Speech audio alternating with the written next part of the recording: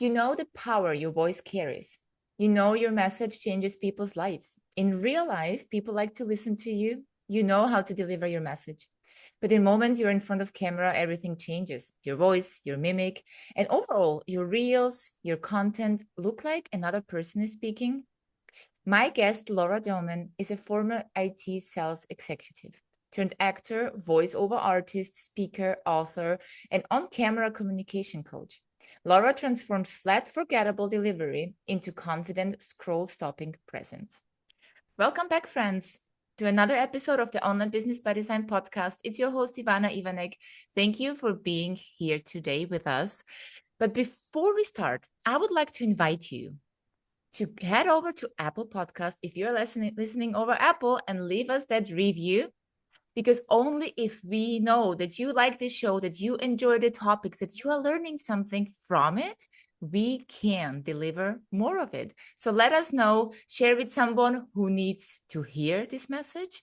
And if you're a Spotify listener, leave us a comment, leave the star reviews, because I have to say, we have more listeners than subscribers, which is usually the case, but the more subscribers we have, the more excellent guests I can get on here. And I want to deliver the best of the best of the best for you to move forward quickly, with ease, and to just prevent you from all these detours that we have made in our lives. And we want you to have an easier pathway to your business success. Today with me is the amazing Laura Doman. I invited Laura because I know I'm having conversations globally with digital entrepreneurs that haven't been really a lot in front of camera, because school is not teaching us yet how to be in front of camera unless you're an actor. But not everyone is an actor who wants to then become a service provider and build their own business. So being in front of camera is our future, friends. And I know the discomfort. I know the feelings, the emotions we are going through, the embarrassment, the self-sabotaging thoughts, the self-judgment. But I have someone today on the show who is going to help us go through this and help us become an overall better speaker. So our message becomes unforgettable and magnetic. Hello, Laura.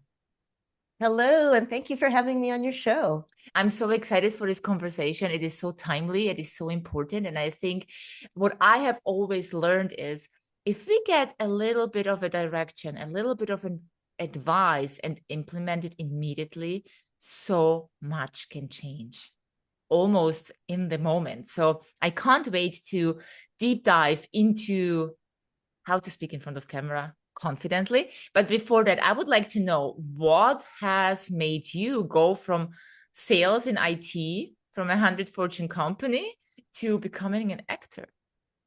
Really, it's not a normal progression? Ah, I wouldn't gee. say so. No, I guess I did take a bit of a right turn, left turn, however you want to call it. Well, that's just because I wanted to follow my passion in life. Mm-hmm. I have a philosophy. When before we are permanently horizontal, when we're on our deathbed, I don't want to have any rejects. I don't want to have any regrets. I don't want to have any thoughts about what I could have, should have, but was afraid to try. And so I decided to follow something I've loved ever since I was a little kid. I was that theater kid. When I was in high school, I was giving the morning announcements. Even when I had a corporate job, I was doing theater and other stuff on the side. And I just finally decided, you know what, it's time. I am going to be an actor. And so I went through a lot of training. Fortunately, I'm in Atlanta, where there's an amazing film and TV base, lots of action here. Got some excellent training. I started booking some small jobs. I got myself an agent. I expanded into voiceover, got more agents, and then it continued on. Sometimes you just got to dive in with both feet, decide what you want, have a clear vision. And one thing I would tell you, for anybody who wants to make a sudden shift in whatever you're doing, realize that your old skills come to play, but in a new way, in a different career. One of the things I always found was so interesting is that in the business world, there weren't a lot of outwardly artistic, creative people. I mean, yeah, there were some here and there, but not much. But when I got in the creative world, people are amazed by anybody who could be organized and self-disciplined. And that was a shocker. Mm-hmm.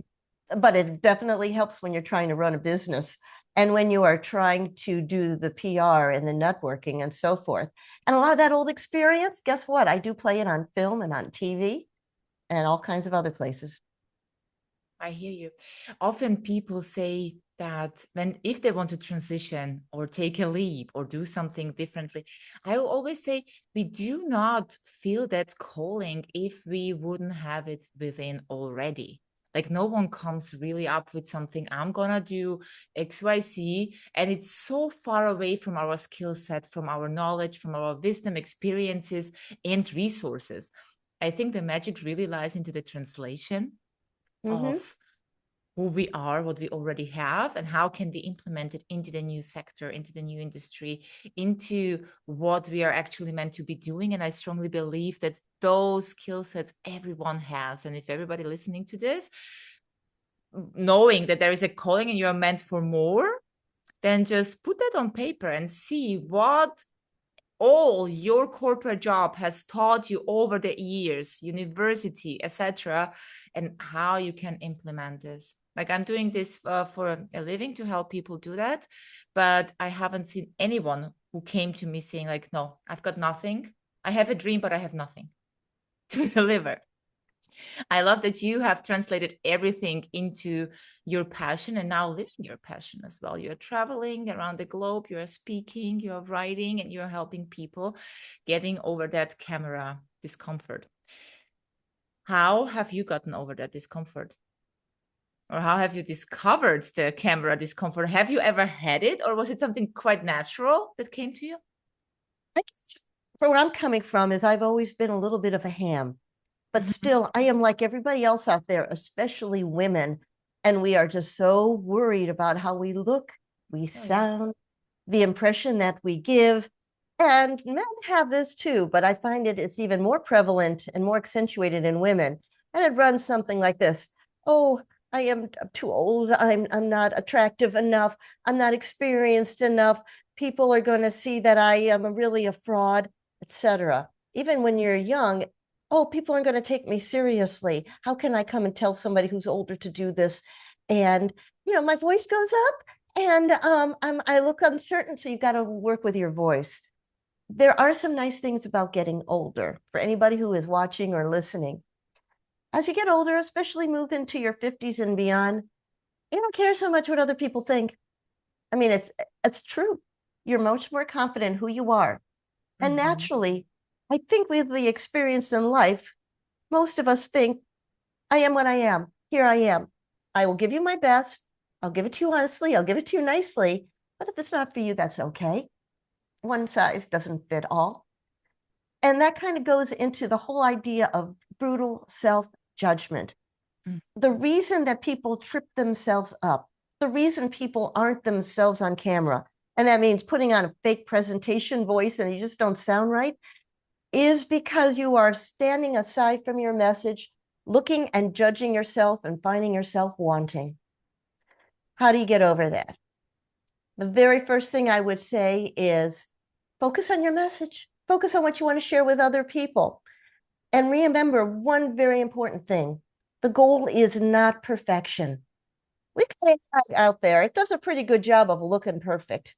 It's not, it's missing a lot of stuff. But the goal for human viewers, for listeners, is not necessarily perfection. There are several elements we want to hear.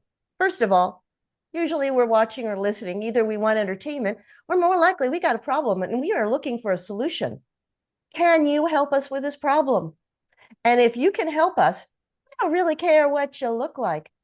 Number two, and I'm going to lead into an interesting show and tell on this one. If you haven't noticed already, people love a train wreck.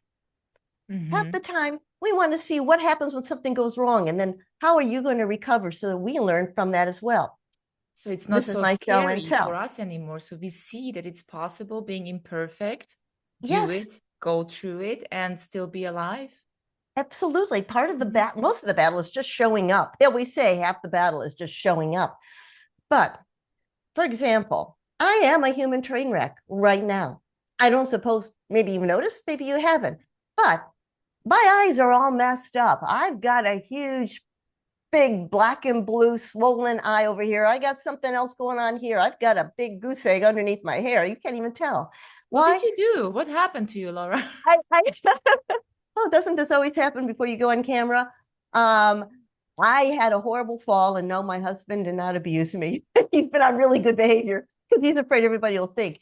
He actually ended up have low blood pressure, low blood sugar, and one morning I just went down and I hit a hard tile, and Oh, I mean, it's really not a pretty sight. And I try to cover it up a little bit with makeup, whatever. But the point of it is, I am here. If I were so worried about how I would look, it's like, oh, no, don't look at me. And now you're all looking at your camera saying, oh, yeah, wow. And she didn't do a good job with that makeup trying to cover it because I'm not an artist. But the point of it is, nobody really cares as to why you're listening to this episode. If anything, it becomes more memorable. Yeah. Look at how we have this actor showing up with a black eye and God knows what else is going on with her. That's different. That can actually be a positive. But what you really hear is, how can you get better on camera yourself? And I'm just demonstrating how you can go past your own worries and just do it. Just show up. Because what's important is inside, not necessarily on the outside. mm-hmm. Now, I will also say that later today, I am driving about 4 hours where I'm going to have a film shoot tomorrow. Fortunately, it's voiceover for an animated film with motion capture instead of on camera, but they'll probably still also look at me a little, okay, you look like in your audition, but Yeah, are you okay? I'm okay. You know what? It's the attitude and the gratitude that it wasn't worse. But I say all that because I could have just ignored it and maybe you never would have noticed. Mm-hmm. But I think it's important to point out perfection Absolutely. And is I'm not grateful you do, because I think this is life. Every time we set out for something bigger, every time we have a plan, every time we have an appointment, it goes from small to big. We either get this pimple, or we had a sleepless nights and black eye circles, or whatever might happen. And I'm experiencing this too. It's happening every single day. And I don't know where this comes from, that over the years, as social media was evolving and getting bigger and more creators, it's actually becoming less of a social media platform now, but more like a the communication is different, and people who go on social media are looking for different things, but it has so evolved into perfectionism that I think we Yes. need to change, because most of the people with best intentions are struggling going on there because they don't seem to have a perfect life. They don't seem to look perfect, as you say. I'm turned 37 and I discovered wrinkles when I laugh, and I was like, oh my God, where is this going? And what filter can get this, away? And I want to see that. But then I realized, like, oh my, hold on. There's going to be much more wrinkles in the future, Ivana. You just might want to get used to this and not play around with filters, because there is literally no one is prevented from this. No one is prevented from being tired, No. from getting wrinkles, from falling, unfortunately, or whatever that might be. And we do not have to cover that up, because that means that we are becoming someone we are not. And this is where stuff gets hard. And the watchword for the year is authenticity. People don't want fake. In social media, with that image of perfection, people are just putting their best stuff out there. And some of it's not even real. And with AI, people can't tell what's true and what's not. Mm-hmm. And so I think that human connection, that experience one-on-one, is more important. And, that's one thing AI can't really do too well. Maybe it'll eventually imitate it. But what human beings do very well intrinsically, and what actors do underneath everything, is to connect one-on-one with people on the other side. Mm-hmm. Because when you are dealing with a camera, think of it this way. It is a very intimate, personal relationship. Usually there's one person watching at a time, one person listening at a time. And when you talk to that person on the other end, and there are tricks to be able to do that so it seems real and all that, then you create a connection. You have that emotional bond. And AI can't create an emotional bond. And stories and images and emotions are what reach us. The intellect guides us. It's important, but it's the emotion.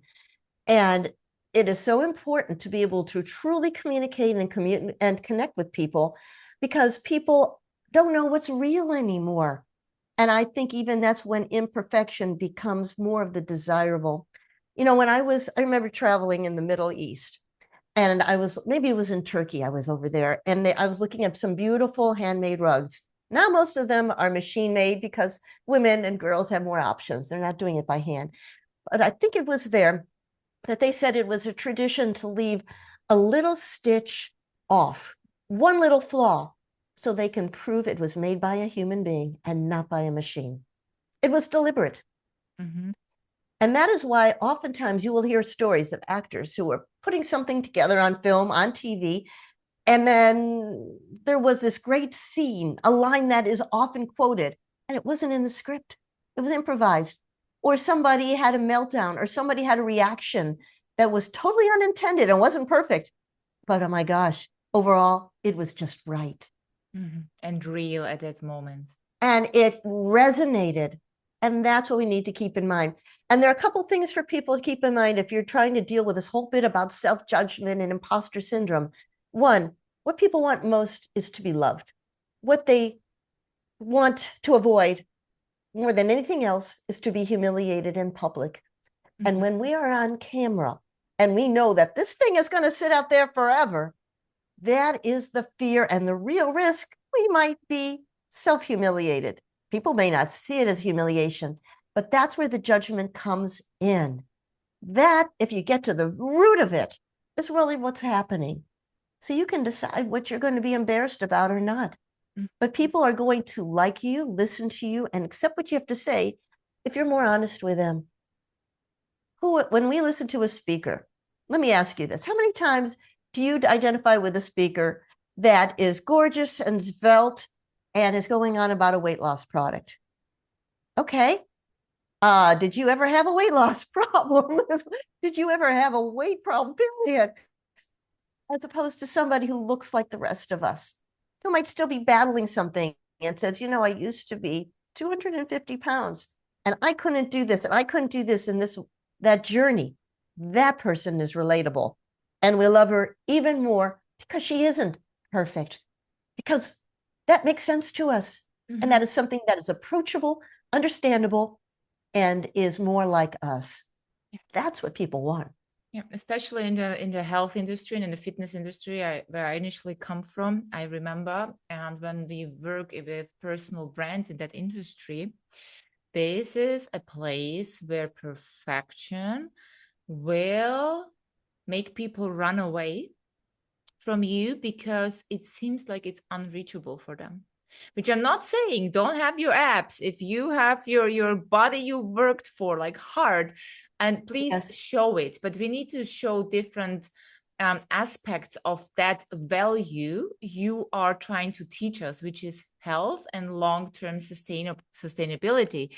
So it doesn't mean that if someone has a perfect six-pack, that there is never a bloated belly, that they have only that six-pack the morning they wake up and they are dehydrated. The moment you pour yourself a glass into your luxurious body, there goes your six-pack, because it is just what our bodies do. And I think this is, especially in this industry, still being shown way too little. Like, even if you have, so to say, quote unquote, the perfect body, because it is like trained, it's muscular, it has the shapes and everything you wanted, there is no such a thing like perfect looks. Only if you go in a bodybuilding tournament, you will be dehydrated to look at such, and therefore that's what people like to show off with. In real life, it doesn't really look like this. And I think this applies to so many other areas as well. And besides, it's all subjective. Now, if you've got a great six-pack and you can show a picture of what you were like before and how you got there, well, that's pretty impressive. And people will want to know. But the point of it is, you know, being yourself and being a human being with your flaws and all that, it's okay. And focus on what you have to offer from inside and how you can help somebody else. It's the little idea of, how can I serve you? How can I fix your pain? How can I give you value for the time that you are spending with me? So, and that's my whole intention today. What can I do to help you get better on camera? And I can give you all kinds of hints and tips and everything else. So, Ivana, take it away. I would love to know that. I would like to know, how can we get better in our delivery? Because it is not just what surrounds us, what we show, the areas of life, the flaws, the imperfection. There is also body language and there is our voice. And I would like to speak Yes. about this too a little bit with you. Oh, absolutely. Good. I've got a whole long thing of going down there. And by the way, I keep a lot of newsletters on LinkedIn. I write them on a monthly basis. I just put a post there today about things you shouldn't do on camera. I'll get to that, but let me just start off with the most important thing. One, you can see I've already had some water. H2O is your friend. And that doesn't mean you just drink it while you're on camera. You start drinking it before you go on camera, even if you can an hour or two beforehand. It is going to, as you mentioned, hydrate the body. It is going to loosen up your vocal cords. It is going to make you feel more open and more relaxed. Another thing, if you can do before you get started, get some exercise in. It doesn't have to be calisthenics, but get some basic movement and basic stretching. And if you can't do it, and if you're watching right now, we're going to do some together. Are you ready? Go. Okay, then we're going to Let's move go. on to other things. Okay, great. And if you're listening, just follow along. I think it's pretty simple. You'll know what I'm talking about. The first thing we got to do before we're on camera is to get comfortable in our bodies. Let's say we've had our water, but we're still feeling tight and stiff. Our fists are clenched and our jaws are tight and our shoulders are up here around our ears.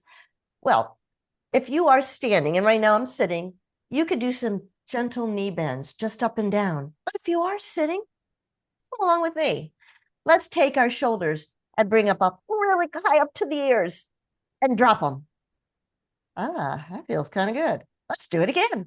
Yes. Do it up a couple of times, up and down. You feel all of a sudden your shoulders are naturally relaxed. Even your neck feels a little bit better. Get that neck moving around. So move it from side to side, parallel, up, and circles, up and down. And when you do that after a while, you might even get your torso. Again, you can just be sitting, but just swivel from side to side. And if you have any physical impairments, just do it within your range. We don't want to hurt anybody. But then let's go in towards the face. Because when we are on camera, chances are it's mostly going to be heads and shoulders, pretty much maybe mid-chest. There are techniques if you're going to be full body or 3/4, but most of us are going to be sitting here on our little Zoom boxes. So let's get that face open, because when people are watching you on video, they're looking at your eyes, okay? They are looking at your eyes, not to see how well you've done any makeup, but to see if you are truthful, authentic, if you believe what you're saying, and if they can believe what you're saying. So we don't want to look like we're scared, deer in the headlights, and we're just staring ahead. No. First of all, we're going to get more comfortable when we start relaxing the face and the body. Okay, let's do some facial exercises to really loosen up this whole area. We're going to go for an extreme here. We're going to make like a giant clown face in a horror show, where we're very exaggerated, and then a big deep frown as if we are some monster in on a Halloween TV special. So first of all, go. Okay, big smile, big teeth, and down like you're ready to go and stalk something. Again, big, happy, and down deep and angry. You're going to feel how you're much more relaxed all around the mouth and the jaw, especially. You can even get the eyebrows into it. So if you've ever been into any of those children's museums, science museums, where you can move parts of the face, we're going to make the eyebrows go up and down. So up high and down and down, because a lot of us furrow our brows and we don't want to look like we're angry on camera. So just up and down a little bit. Then let's move to the mouth and to the vocal delivery. The mouth can keep us very, very tight, and we want the words to come nice and clearly. So we're going to start off with some silly tongue exercises. And yeah, this is not worrying about what you look like on camera, because we are going to be panting like a dog. This is how we work up to it. First of all, take your tongue and go side to side. If it helps to vocalize, go for it. And then up and down. Mouth corner to mouth corner. Corner to corner, corner. Lip, upper lip, down to chin. And then pant like a dog. Get a deep breath. And what that does is loosen the tongue. And all of a sudden, oh, we feel like we can speak a little bit better. You can also do what a lot of voice actors might do is put a cork in your mouth, say something first before you're on camera, and take it out and it'll come across much more clearly. Or pick a funny voice and say something in a bizarre voice and then say it in your regular voice, and you'll find that is much more natural. And of course, there are tongue twisters. If you like Peter Piper picked a peck of pickled peppers, go for it. Or you can even do some simple vocal exercises that they teach to the voice actors. For example, just the numbers 1 through 10 and alternate going high and low, like 1, normal, then 2, 3, 4, 5, 6. You get the idea. You're just exploring your range. You can even put something together like vowels and consonants. So if you go through the consonants in the alphabet and put each vowel after it, you might have ba, ba, bee, bi, boo, ka, ke, ki, di, do, da, de, di, di, do, fa, fe, fi, fi, fu, ga, ge, so forth. It warms it up. And then you can speak a little more fluently. So those are a few things just to get you going. And all the mindset that I was giving earlier. Okay. And the nice thing is, if for any reason you screw up, guess what? Do it again. You can edit and post. Don't Absolutely. overdo it. And that's why I'm also going to say, if you're going to try making a video, and that's what I help a lot of clients with, don't do it umpteen times. You're going to get exhausted. It's not going to be fresh or spontaneous. Do it no more than 3 or 4 times. Honestly, number 2 is probably the golden one. 1 was your warm up. But here's some other tips and tricks. It's a little early in the morning for me.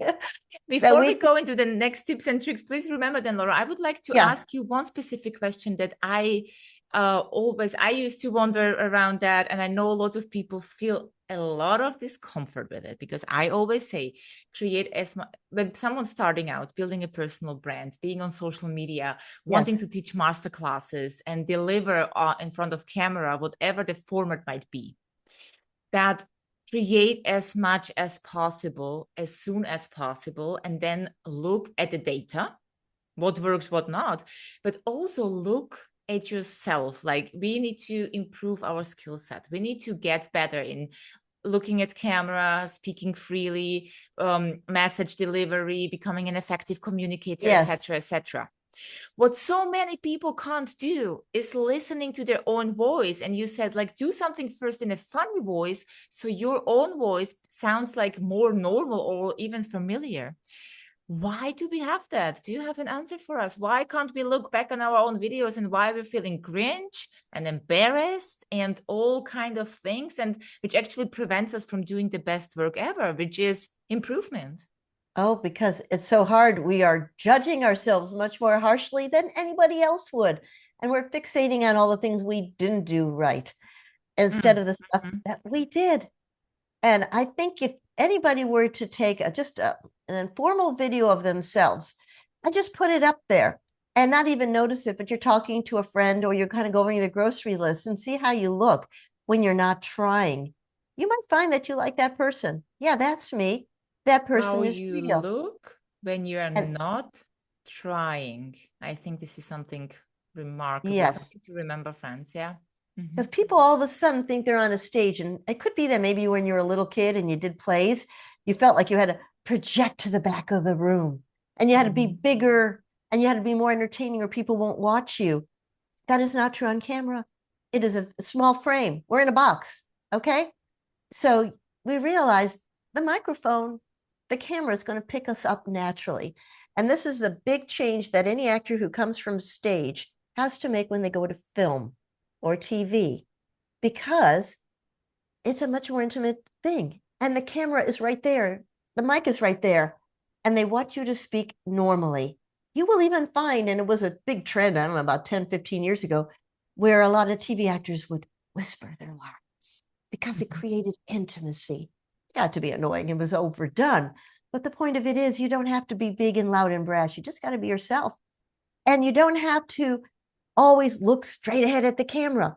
If you're trying to think of something or you're trying to make sure you don't forget what your points are, have them on a little list next to you. And there's nothing wrong with looking at it, thinking about it, taking a pause, and then talking. You're not on. People think that when you are instantly going to be performing. And what I'm hoping to shift is the idea that you're not performing, you're just being. The camera happens to catch you. Like when you're, think of the camera as a friend sitting across from you, as a friend talking to you at a cafe or across a kitchen table or across a desk, and you're having a normal conversation. And that's what people invited to their living rooms. And so we immediately see that when we are watching ourselves, we're not any of that. And we're not looking right. And our words are very stilted because we're more concerned with memorizing what we have to say and saying it right. The whole idea of being right and perfect than saying what's really in our hearts. Because I would see a lot of speakers when they're just getting started and they're not magnetic because it's very clear they're in their own heads. They're more focused on looking good, saying everything beautifully and perfectly, and it's not necessary. Stumbled a bit in this interview. So what? Who doesn't?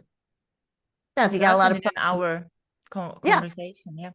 Now, if you have a problem with filler words, like you're relying on like and you know a lot, that's something we can work on. But once in a while, and or using the wrong word, guess what? You're human. It's natural. And it's also natural to look away from the camera and to think, or to take time, and to vary your pace and tone, and not perform, and be yourself, and be your quirky self. That's what people like. That's what people try when they try to memorize full master classes of 75 minutes. I mean, you know your thought, you know the expert, you know the subject matter that you're going to be teaching, but often people don't dare to look at their notes, and this discomfort of a pause that I had too when I learned this during my speaking education, and I could implement it just recently, where I moderated spontaneously a little fundraiser here in town. And actually the pause, as you say, that you look a little bit down, you look a little bit to the side, you refocus, and then you deliver your message. You look, you focus, you rethink, and then you say something. What this does, and I noticed this so much, that it gave the people the chance to focus on me, because everybody was distracted. They were buying drinks, they were buying lottery tickets, they were listening before that just to a nice song, and they were still enthusiastic about the music and chit chat, etc. So that moment of a thought, which is so uncomfortable for so many because they feel awkward, people gonna think of me, they might think I don't know what I'm gonna say, etc., is all total BS, because the truth is it will give people the chance to focus on you. The power of the pause is one of my favorite dynamic delivery techniques, and it does a few things. First of all, it helps your viewer take in whatever you just shared. It gives them time to process it, to think about it. It can also make you look very thoughtful, like you're really caring and listening. It gives you time to regroup so you can speak a little bit better. It can also be used for fun, for, wait for it, suspense. Just see what I did. Just take the time. People automatically go, what? Did I miss something? Oh, and it just makes you more engaging. And that's what you want to be, is engaging and memorable and true to whatever you're trying to tell. Now, I want to know some more tips and tricks on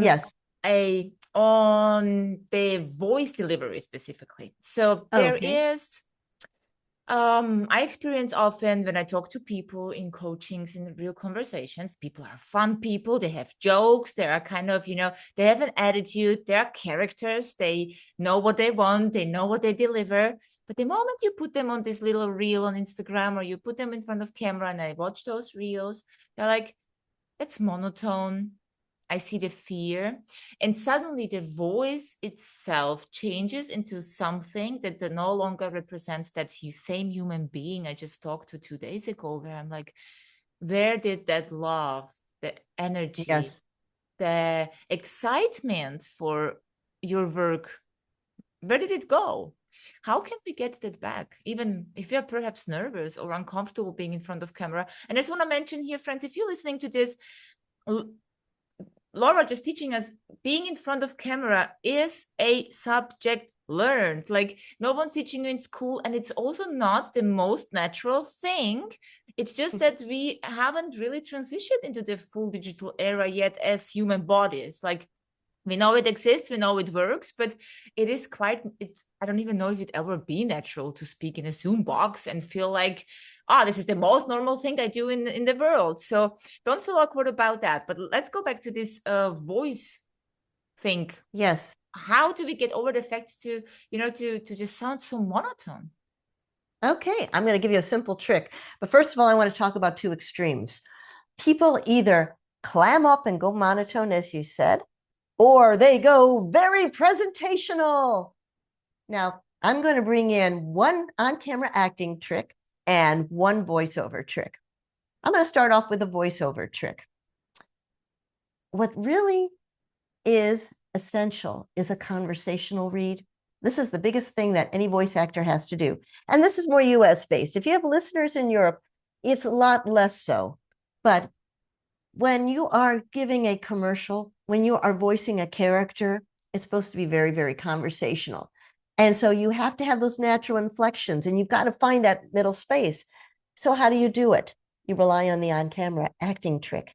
And this is something everybody can do. Listen up. You probably have a good friend.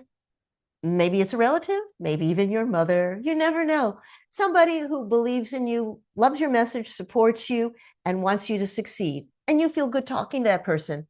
Get a little picture of them and put it right next to your camera lens. Then talk to that person. Pretend, and you don't have to stare directly into the little green dot or whatever color it is. It's close enough. It doesn't much matter. Talk to them. So I can say, Ivana, let me tell you about these great techniques I learned. And you talk to that person's face and to their eyes, and it's going to help shift you out of presentational or scared, oh dear, in the headlights, to, hey, I'm talking to my friend. I feel better about that. I say that has a big, big difference in anything that you're going to do, because you're going to immediately come across as more natural, more conversational. It's going to affect your posture. It's going to affect your expression, the way you talk, and the mode of the talk. It is going to make something a little bit more conversational. Along with all of that, keep in mind, nobody really cares what the tone of your voice is or how you look or sound, unless it's really obnoxious. I want to hear what you have to say. So your friend wants to know the answer to something you can help with. And if you're not sure about getting lost, have a cheat sheet next to you. Please don't use a teleprompter unless you know how to use one. That's something I can help with. Or even have something in your hand that you might just refer to and speak and say, yeah, there were several things that I wanted to go over with you. Number one, you can glance down and then think about it, talk about it. You could even do another little actor trick that will help you relax and be conversational. If you have to use something that's written down, use what they call a triangular approach. So in other words, when actors are taping an audition and they don't want to look like they don't know their lines, and you don't want to look like a chicken pecking, looking down for your lines, you can quickly look down, see what the topic is that you want, just a glance, kind of look off to the side, like a second point of the triangle, like you're thinking about it, and then back to the camera. Now, I wouldn't do it too often, because then it looks like, but you get the idea. And that should take a lot of that worry off of you. But again, I would focus on one person, focus on your message, realize people don't care so much and are judging you unless they're a bunch of teenage girls, then all bets are off. But they want to know what you can do to help them. So share from your heart that it's so darn important. The other thing I would strongly urge anybody to do, if you ever thought about it, because I had a client who did this, is have a presentation and they're reading it line by line, word for word. Please do not ever do that. Mm-hmm. Yeah. It That's won't be obvious. engaging to the person, yes, because People can otherwise read a it for PDF themselves. would have done a better job if they get it themselves and read it out for themselves, because the focus span would be longer than listening to someone reading lines. I agree. Yeah. Right. Few points there. Let them talk to you and you know it well enough. And remember, if you're not sure, if you have a question about what you're going to say next, or you have a technical difficulty, guess what? You can stop the camera and start again and fix it in post. It's not the end of the world. So you don't have to get hung up on anything. Mm-hmm. And if you make a mistake and you want to go back, here's something else you could do. You could stop, go back to the beginning of that previous sentence or that topic and begin again. And then you know where to cut it. Make it easy for yourself. Absolutely. So we don't have to repeat the entire presentation we are filming unless it's live. Then you need to just Exactly. reconnect and continue. But often also people, when we are presenting live, I used to have this, oh my God, what if I go on a live radio? And I was on a live radio and nothing happened. I didn't forget what I want to say, how I want to say it. The same goes with keynotes when you are presenting live and you think, okay, I'm going to miss out on my words and what I'm going to do if. The truth is, if you forget a word, normally there is another word that replaces the word and you will be just fine because nobody really knows what is in your script. And you will Yes. all know that you can deliver once you are delivering it, like thinking about it that you might not be able to deliver or thinking about what if I forget. I just can almost guarantee from the experience I have, and I only started public speaking last year, November, but I can say you will not forget. No. There is And just if you something in us. If you are prepared well, you will not forget. and if you're concerned about it, here's something else that actors do to help them learn lines in a script. Have your major points associated with an image, whatever that might be. If you're talking about getting comfortable on camera, I might have in my image the idea of a friend sitting, across the table from me, and we're sharing a cup of coffee. That image is something that is much easier to keep in our brains than a bunch of words. Talk to one person. So you can even have, if it helps you, write it out ahead of time or put little pictures there or put it in your brain. But again, we relate our brains intrinsically to stories and images. Before there were words, there were images. And if you're not sure how to describe something, describe the image in your head, just like I was doing earlier. Just like I was giving you pictures of clowns and monsters and black eyes and everything else. That immediately translates to something you can identify with. And it helps you describe how to and what and where and all the other stuff that you need to communicate. I love that because I do it like I'm very simple in those pictures, so to say, but I have segments in my head that are on the written script. So this is and I know when the one word ends, I know how the next begins. It's a lot of practice and a lot of rehearsal, but this gives me the ability to just know. And honestly, if you miss one paragraph, well, then you missed one paragraph. You might be 1 minute shorter than usual, but I think we have more flexibility in master classes. We have more flexibility when we're at home recording ourselves, and all this stress is so not necessary. Guys, if you have listened to this, Laura has given so much good tips, tricks, and advice, and I'm just really desire for you to go and implement, because this is not difficult stuff. Making a face monster and frowning and being a clown, your toddler could do that. all can do that. And I want just to remind you, when you are alone in your room all by yourself, there is no one watching, and this is just practice we need to do to get better. And there is no reason to be embarrassed about it, because I know how that feels when you sit in your room. And I tried to record my very first episode. It was the intro, and I was alone, even in the whole house. No one was there, and I was embarrassed because I had to listen to my voice. I believe in you that everyone listening to this, can get over it. It's a matter of practice. And before we round up these conversations, I have 2 questions. Sure. Where can people find you, Laura? My website is probably the easiest way to find me, lauradoman.com.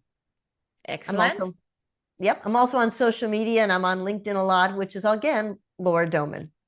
Beautiful. We will put all the links in the show notes. So friends, you can just go easily there. With one click, you can connect with Laura and get the help you need. And my last and favorite question is, how do you see yourself spending your old years? How do I I'm sorry, repeat, please. How would you like to spend your old years? Oh, I think I already am. You know what? I don't believe we ever have to stop until we are gone. And I believe it is doing what I'm doing right now. And I'm firing on all cylinders. I don't see any reason to stop anytime soon. And I'm just going to continue it. And if I have to potentially just kind of slow it down a bit, that's fine. But I'm enjoying myself. I hope to continue acting and voice acting for as long as anybody wants me there. And also to be able to help people in this area. And again, speaking and writing. So I intend to have fun. It's not over till it's over, folks. I like that. Not waiting for that pension, not waiting for the day, but actually living it as if it would be just the thing. I think you have found something that is for you incredibly, worth living, but also Mm-hmm. people listening to this. I just want to encourage everyone. Take that step. These cameras are not as scary as you might think because they don't do nothing to you. And we will be judged. We will have people who will not be comfortable with your message. There will be people who consciously might not want to see you succeed, but remember that your message and the work you do is so important because the world needs more conscious leaders, and we are so here for it to support you on this journey. Laura, thank you for being an incredible guest today. Well, thank you so much. And I would love to work with anybody who is trying to get better at this. So just look me up and give me a call.